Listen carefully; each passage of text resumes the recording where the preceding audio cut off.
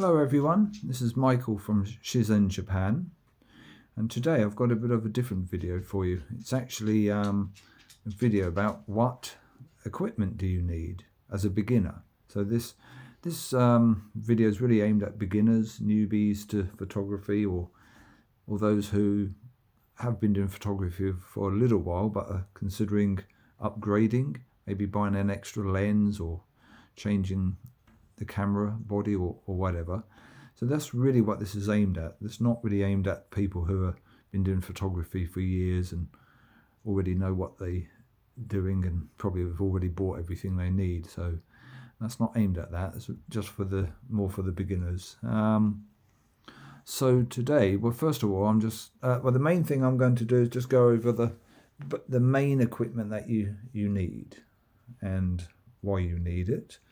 And then, well, I'm not going to do like equipment review or anything like that today. Just simply go over what I think you need and why, and really how to help you save some money and not to buy more than what you really need. So that's what I'm going to do today. So anyway, first of all, I'm just going to show you some of my gear I've got and just explain why I've got it, and then go from there. So as you can probably see, I've got two camera bodies, this one and this one. Well, this is quite an old camera now. It's a Nikon. It's a D5300, but it still takes really good pictures, especially for like landscape. So yeah, that's quite old now, but it still works perfectly right. Actually, my photography is basically landscape and birds, well, wildlife, that sort of thing. That's my main one, although I do some occasionally portrait photography and certain events, but mostly my photography is wildlife and yeah, any type of landscape photography, etc. So anyway, I got this camera. It's an old one, but I still use that, well, for landscape. That's perfectly good. It's a bit of a slower camera, but it's perfectly good for landscape where you don't need a fast camera. And that's that one. And then I've got this one. That's a much newer one. It's D7500. And that's what I use primarily for wildlife. If I'm only bringing one camera, I'll always bring this. And then I can use this for wildlife and, of course, for you know, landscape, that sort of thing.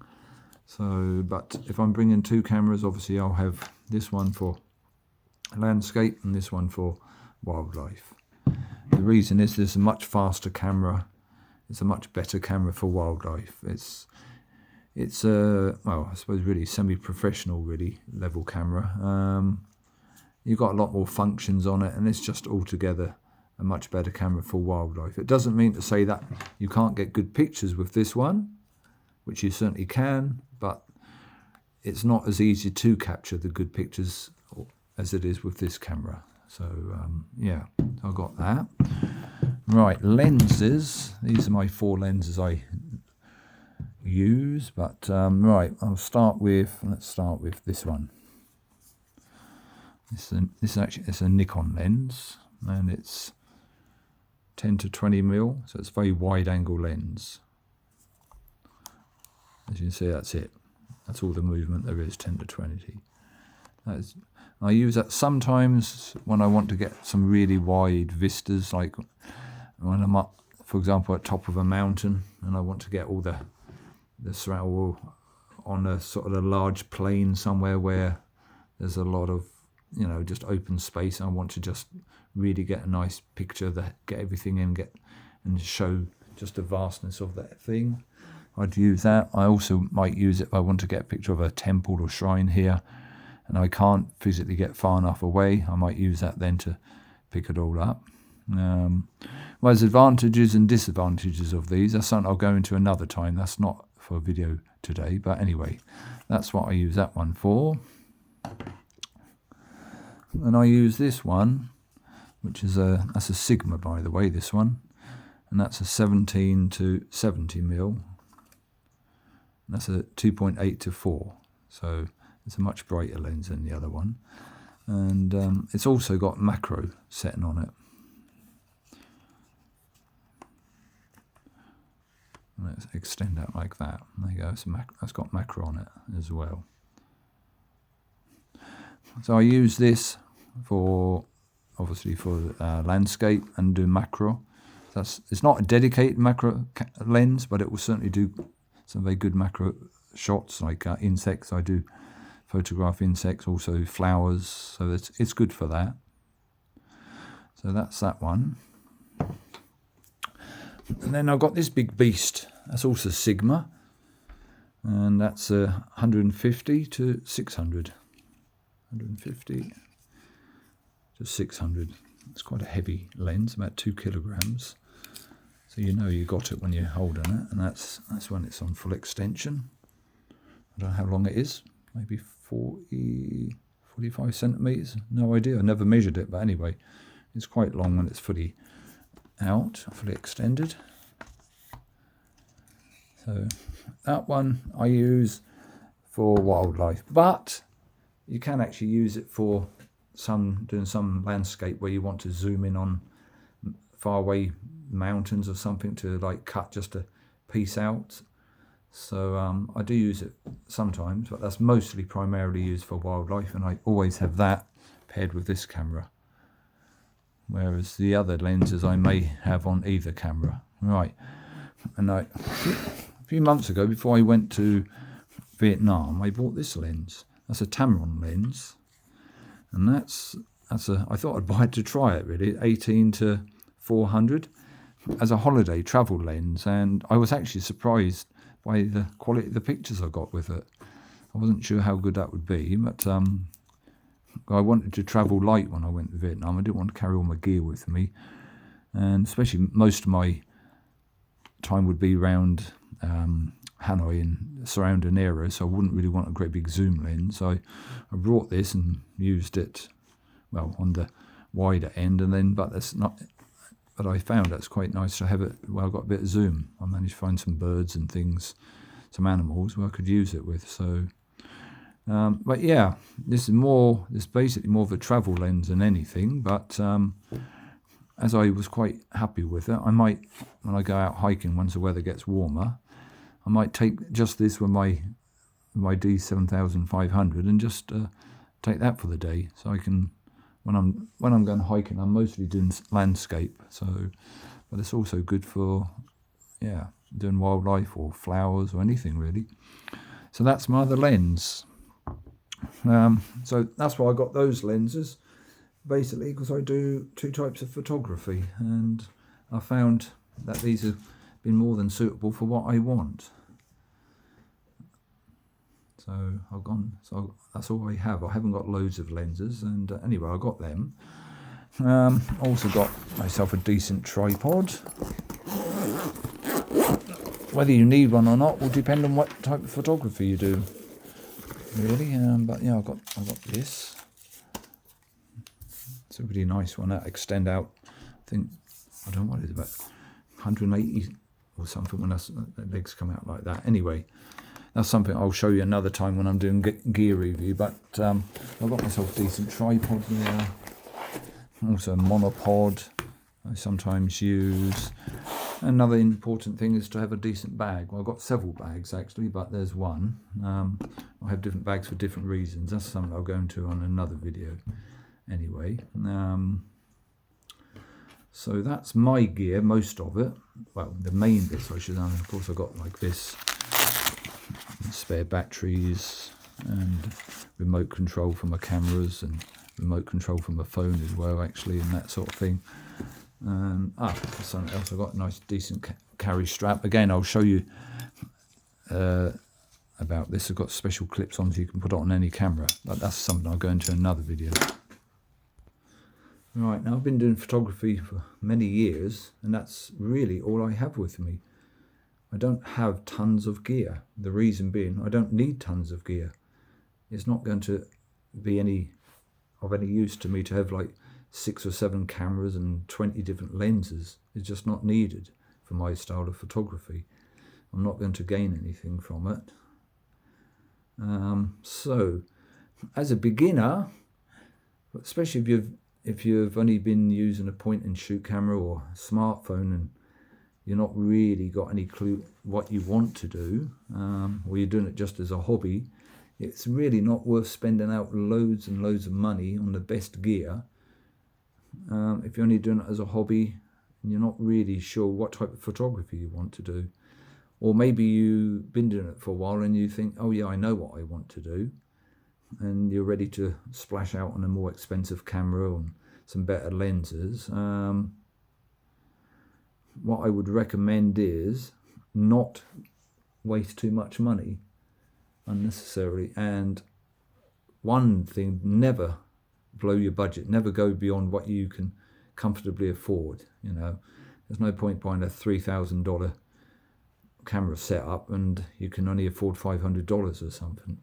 So always buy within your budget, whatever that may be. Everybody's budget's different. So that's one thing I'd say is very important. Don't go and overspend and then you regret it later. As far as what to get, what type of camera, what type of lenses, well, it depends on if you know what type of photography you want to do. For example, you just want to do street photography or portrait photography, well then you're highly unlikely you're going to need a big zoom lens. You're more likely to want something like this, or you might want one prime lens, like 50mm lens or something like that. But if you're not sure what you want, it might be good just to get a sort of a cheaper camera that has one of these cameras that come with a couple of kit lenses. A lot of people say, professionals say, oh, you don't want that, they're rubbish, they take crappy pictures and that, but it's not the case at all. And especially as a beginner, they'll take more than suitable quality pictures. For most of the gear nowadays, whatever you buy, they can take really good pictures. It's not so much the gear, it's more how it's set up, how as a user, how you portray the image, how you focus on an image and everything like that, where you're standing in relation to what you're taking a picture of, how you got the shadows hitting the subject, all this sort of things. That's more going to affect your picture quality than a camera or lens. So you have an option of really buying a camera that comes with a couple of kit lenses, which generally gives you a wide angle, maybe something like 18 to 55, and then you'll get a zoom come with it as well, which would normally sound like maybe 70 to 200 or 70 to 300, which will allow you to cover pretty much all aspects of photography then. Or you could just get one body and something like this sort of lens, which will cover a massive range from 18 right through to 400, for example, or you get 18 to 300 or something like that. It doesn't have to be that much, of course. Certainly, if you're not sure what you want to do, that would be probably a good way to start with, and that gives you something to practice with. That also allow you to do all types of photography until you find what you like. And even then, very often you might do one style of photography for a few months or a year or two, and then afterwards you come across something else and you think, oh no, I prefer to do this, which is some totally different type. Maybe to start with you like doing, I don't know, landscape, but then after a year or two you think, no, I'm not so interested in that, I prefer to do wildlife. So just that. Or you might want to, I don't know, take pictures of components or whatever it might be. If you have either this type of lens or a camera with a couple of kit lenses, it does allow you to do a lot of those things relatively cheap. If you buy one body and one lens, it's going to cost you more probably than buying it as a kit, when you've got a camera and a couple of lenses together. But which you choose, that's really down to preference, maybe budget, of course. So I think that doesn't really matter which way you go. the important thing is not to waste loads of money at the start, and especially if you're not really sure what you want to do, and if you're even going to continue with photography. If from the start you really do, for example, you start the job where you need to take photos for the job. I don't know, maybe you're working in an estate agent and you need to take pictures of houses. Then you'll need a camera that's got wide angle, and probably that sort of thing you can use a smartphone for, quite honestly. But so yeah, that's something you need to think. Obviously, the more expensive camera like this one, like I said before, is obviously much faster, has a lot more functions on it. Although it's at the start it would seem like it's more complicated to use than this one, which has less buttons and less things on it. It's actually the one with more dials. I mean, look, this has, for example, just has this dial here and this little joystick here to control things, and you got that here. But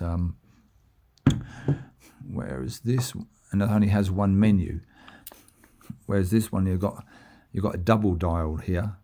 You can turn that top one, and you can also turn this one. So you've got double dial with all different functions on. You've got the main menu here. You've also got a sub menu here. You've got a dial here, and you've got another dial on the front here, so you can make adjustments very easy. I mean, you can look through the viewfinder with this camera, and you can do all the adjustments, everything you want, without taking your eye off the viewfinder. So the advantage of a more expensive camera is that it's much easier. You can take pictures much better, much quicker, much easier with that, and it's obviously quicker for wildlife. So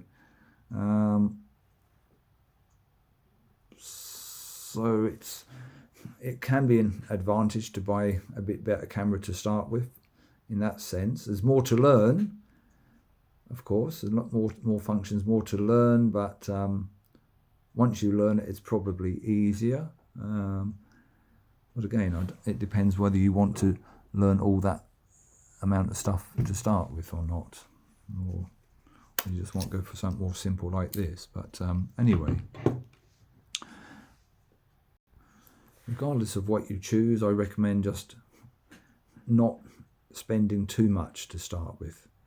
Just buy what you want, just the bare minimum, and get yourself a bag. Again, you don't need a big bag, but if you do plan on maybe expanding a little bit, buying some lenses in future, you might want to start off with a bit bigger bag than you really need, so you don't have to keep buying lots of bags.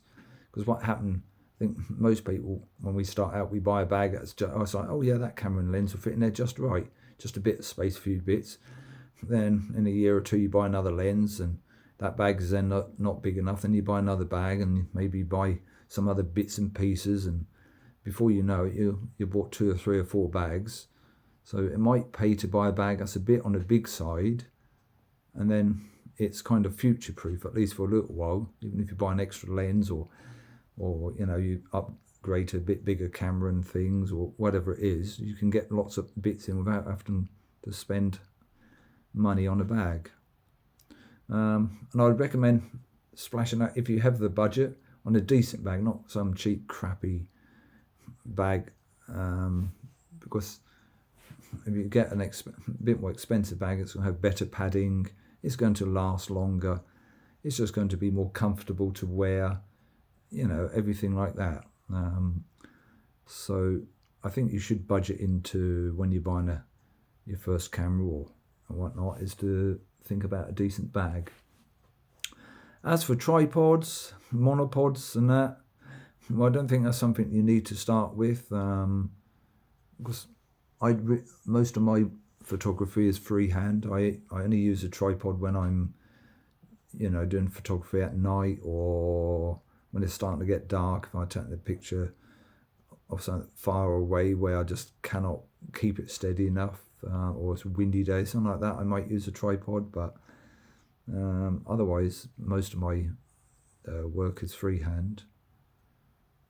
place where I would use a tripod for landscape if I want to take pictures of waterfalls and I want to get some slow pictures where I got to make the water look like it's kind of milking effect.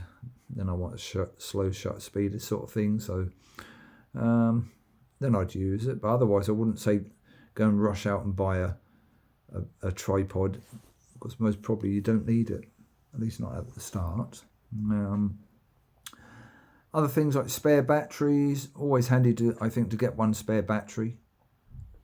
So, because you never know, your camera battery might pack up or you forget to charge it.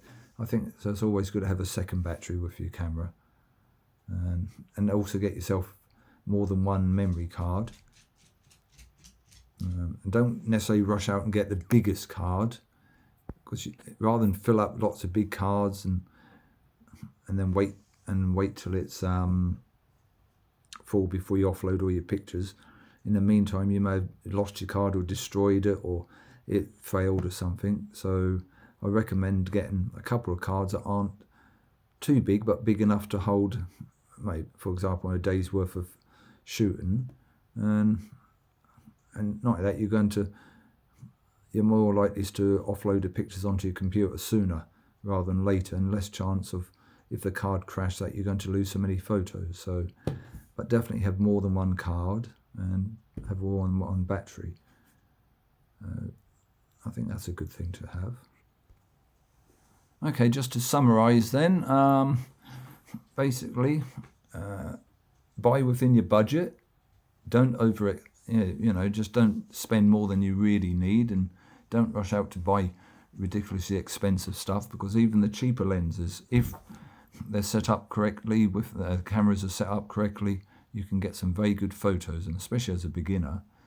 And unless you plan on selling them or printing massive prints right from the start, which is highly unlikely, you're not going to notice any difference between a really expensive gear and probably cheaper gear at the beginning, because you're probably not going to make the most of it anyway until you know how to not only use the gear, but until you know the concept of how to take photos properly as well. So so basically just buy what the minimum you need. I'd recommend either one camera, one like multi-lens where you can go from wide angle to zoom, or two lenses where you've got a wide angle lens and a zoom lens.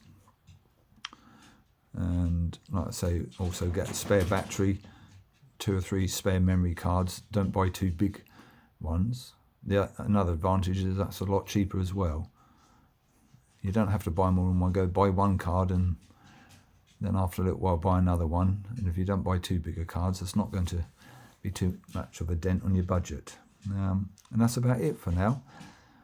Okay, that's another video. Sometime I'm going to go into the gear in more detail, do some gear review. But anyway, thank you for watching, and if you like this video, please like, subscribe, and I'll be back again soon. Okay, thank you for listening. Goodbye.